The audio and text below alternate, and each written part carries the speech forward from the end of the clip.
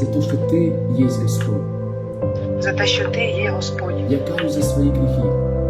Я каюсь за свої гріхи. И я осознанно провозглашаю Тебя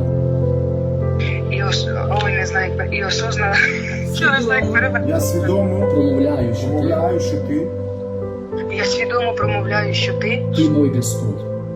ти мій Господь. Я прошу Тебя прямо сейчас, Я прошу тебе прямо зараз. войди в мое сердце. Війди в моє серце. Стань Богом в моем сердце.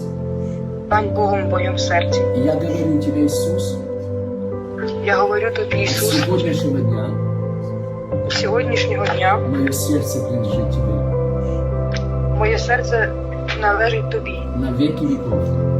на віки віків. Аминь. Пусть это Амінь. радость наполнит Тебя еще больше. Во у имя вас, Иисуса у вас Христа. посмішка дуже гарна. Оленька, стій. Я вижу даже, как Бог прикоснулся к вашему сердцу, и вас сейчас, вы будете переживать Бога по-новому, вы будете встречаться с Богом по-новому. Это не просто Бог какой-то на иконе, это живой Бог, который будет к вам говорить по ночам, утром вы будете просыпаться, Бог будет говорить с вашим сердцем. Вы будете ощущать радость, вы будете